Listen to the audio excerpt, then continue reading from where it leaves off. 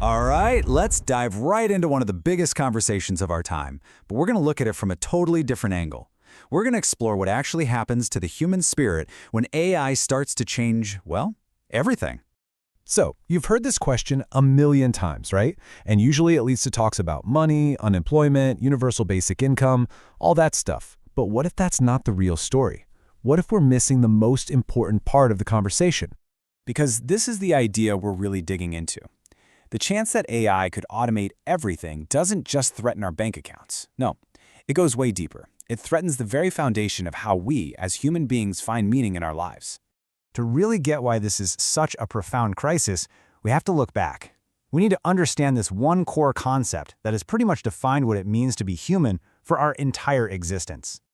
For thousands of years, we've known ourselves as Homo faber, which literally means man the maker.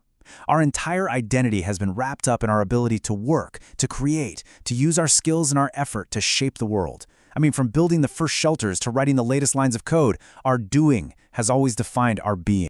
And here's the crisis. Some are calling it obsolescence anxiety. And it's not just fear of losing your job. It's this much deeper dread that our whole role as creators, as problem solvers, is about to become obsolete. So what happens to man the maker when the machines are simply better makers?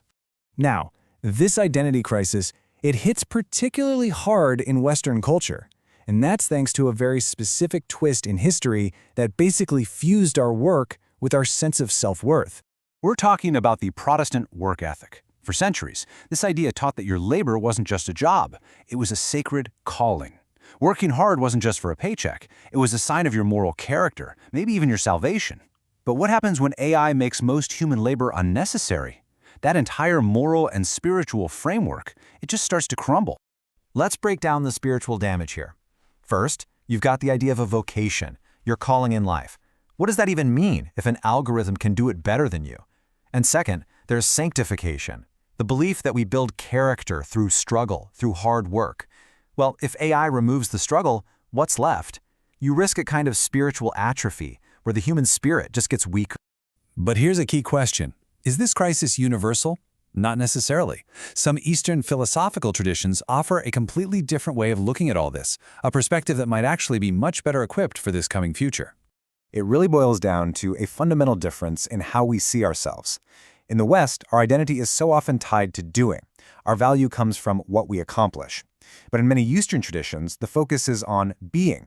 The self is seen more as a witness to reality, not just an actor in it. And from that point of view, a world without work isn't a crisis. It's just a change in perspective. So take Hinduism, for instance. The thinking goes that a post-work world might lead to a universal sannyasa. This is the idea that all of humanity could be freed from the duty of labor and enter a stage of life that was traditionally just for elders, a stage focused on letting go of doership and instead pursuing knowledge and spiritual wisdom.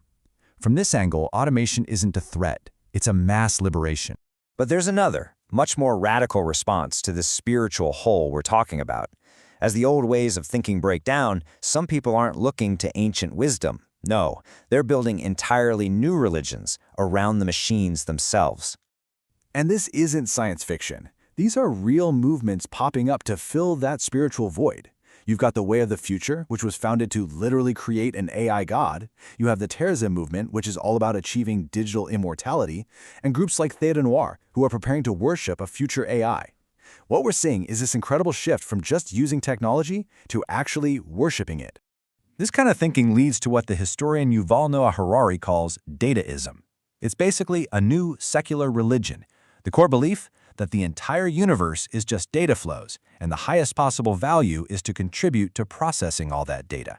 In a world like that, the human spirit is just an outdated algorithm, and a pretty inefficient one at that. All of this brings us to a huge fork in the road. The end of work, as this material lays it out, presents humanity with two very, very different futures for our spirit. Path A is what you might call the nihilistic descent. We risk becoming a useless class, just passively consuming AI-generated entertainment while our sense of purpose withers away. But Path B, that's an ascent. We could treat this moment as the beginning of a great sabbatical for all of humanity, a time where our energy is finally free for art, community, philosophy, and deep thought. A future where technology truly serves us and not the other way around. So there it is. The real choice isn't just about economics. It's about whether we slide into this meaningless, passive existence or if we seize this incredible moment to build what's been called a Sabbath civilization, one that values being over doing and contemplation over production. And so that leaves us with the ultimate question.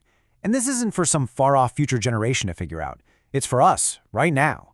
As AI keeps reshaping our world, we have to decide. If work no longer defines us, what will?